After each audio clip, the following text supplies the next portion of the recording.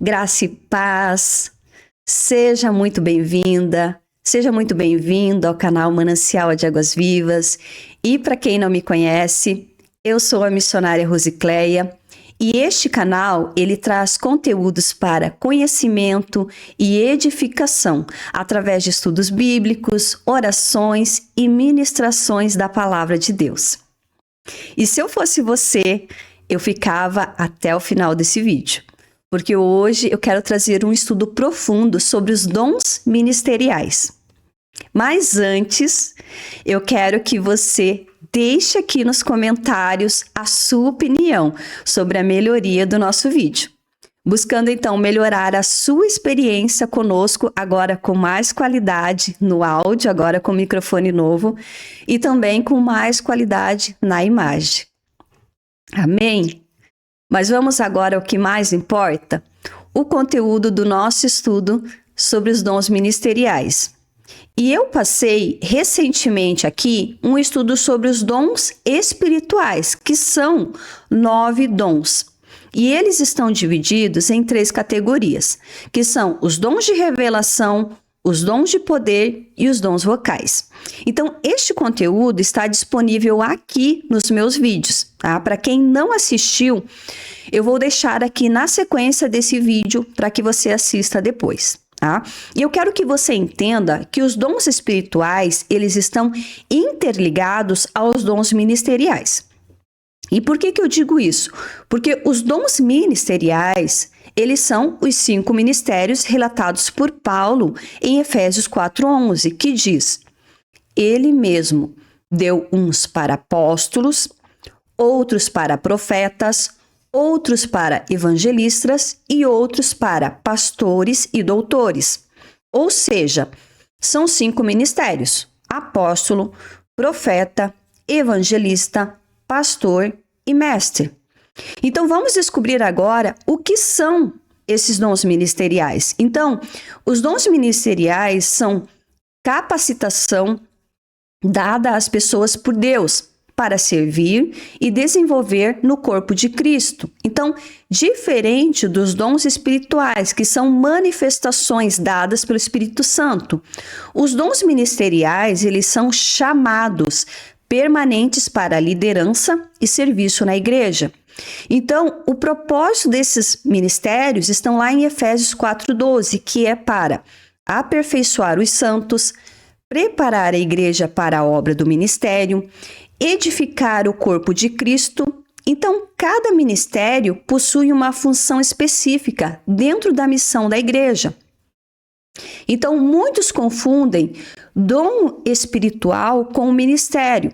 Então, os dons espirituais são manifestações do Espírito Santo para situações específicas, enquanto que os dons ministeriais, eles representam os chamados permanentes, concedidos por Cristo para serviço e liderança no corpo de Cristo.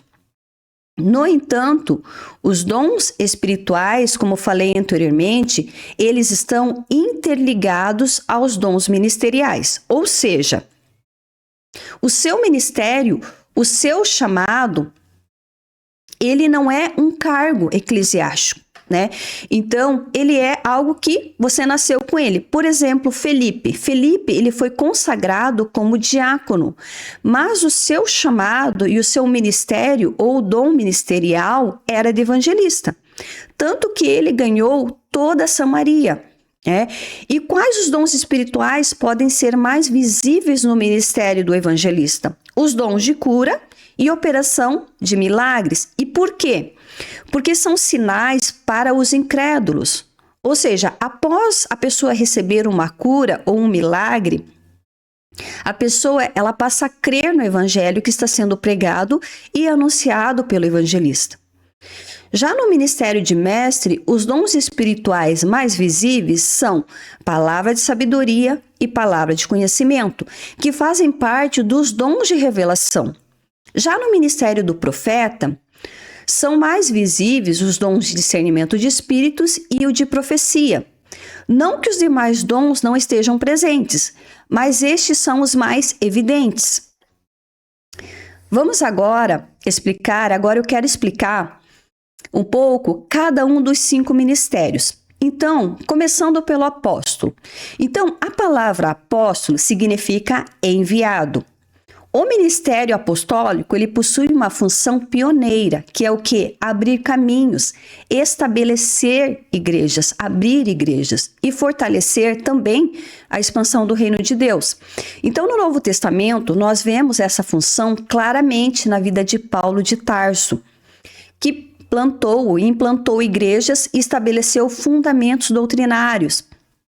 Então, características comuns do ministério apostólico é a visão de expansão de reino, a capacidade de estabelecer a obra de Deus, a autoridade espiritual para organizar e enviar, capacidade de formar líderes, estabelecimento de fundamentos. Então, o apóstolo, ele fundamenta, ele é o fundamento. Agora, falando um pouco sobre profeta. Então, o profeta, ele é alguém chamado para comunicar a mensagem de Deus com sensibilidade espiritual.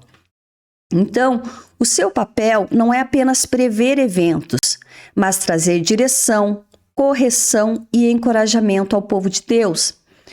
Um exemplo forte no Antigo Testamento é Jeremias, que ele transmitia fielmente as palavras do Senhor ao povo. O ministério, então, profético, ele atua trazendo direção espiritual, trazendo um chamado para o arrependimento, uma sensibilidade à voz de Deus, uma correção, uma consolação, uma exortação e um alinhamento espiritual. Falando agora um pouco sobre o evangelista.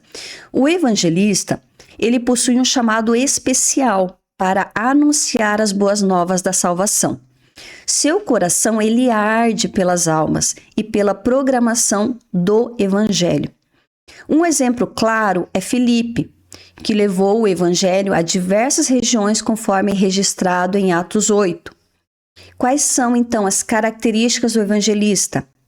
Paixão pela evangelização, facilidade em comunicar o evangelho, foco em alcançar pessoas que ainda não conhecem a Cristo, ousadia, compaixão, sensibilidade ao Espírito Santo.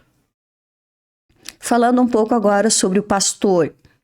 O pastor, ele é aquele que cuida, protege e conduz o rebanho.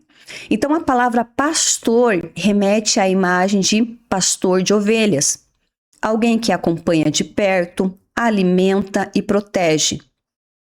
O próprio Jesus Cristo se apresenta como o bom pastor, conforme relatado lá em João 10. Então, quais são as funções do pastor? Ele cuida espiritualmente de pessoas, ele aconselha, ele orienta, ele protege a igreja de falsas doutrinas e ele conduz ao crescimento espiritual.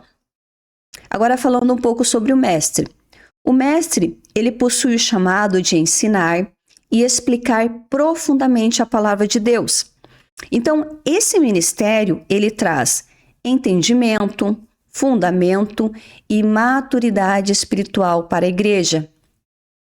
Então, o ensino foi e é uma das marcas principais do ministério do Senhor Jesus, que ele constantemente ensinava às multidões e aos seus discípulos. Quais são as características, então, do mestre? Amor profundo pela palavra de Deus, capacidade de explicar e formar discípulos, clareza no ensino bíblico. E agora, finalizando os 5 ministérios, eu quero falar um pouco sobre o chamado. Então, o chamado, ele é o ministério, ele está ligado ao ministério. Então, o chamado de Deus, o chamado ministerial, ele não começa no púlpito, ele começa no coração de Deus. Como na vida do profeta Jeremias, que vemos lá em Jeremias 1,5, diz assim: Antes que te formasse, no ventre te conheci, e antes que saíste da madre te santifiquei. Isso revela que o chamado ele é divino, que ele é soberano e que ele é intencional. Deus, ele chama pessoas comuns para cumprir propósitos extraordinários. E o chamado, ele nasce conosco. Nasce um profeta, nasce um mestre, nasce um pastor. E como nós podemos saber qual é o nosso chamado e o nosso ministério? Pelas nossas habilidades e por aquilo que gostamos de fazer. Então, o pastor, ele gosta de cuidar de pessoas, ele gosta de aconselhar. Já o mestre, ele gosta muito de ler, ele gosta de estudar e ele gosta de ensinar pessoas. Então, essas são características. E qual é a característica de um chamado verdadeiro? Alguns sinais, eles costumam acompanhar um chamado genuíno. Primeiro, é uma convicção interior. Então, existe uma certeza profunda dentro de nós, do nosso coração, que não depende da opinião de pessoas. Então, Deus testifica no nosso coração qual é o nosso chamado. Existe também uma confirmação espiritual. Deus, ele confirma o chamado também através da palavra, através de líderes espirituais. E o chamado verdadeiro também, ele produz transformação na vida das pessoas. O chamado, então, ele é para servir. E existe uma preparação. Então, Deus, ele sempre prepara antes de enviar. Assim como nós vemos na vida de Moisés. Moisés, ele foi preparado por 80 anos. 40 anos ele passou no Egito. E 40 anos ele passou em Midian. Só então depois, com 80 anos, Deus o envia para libertar o povo de Israel.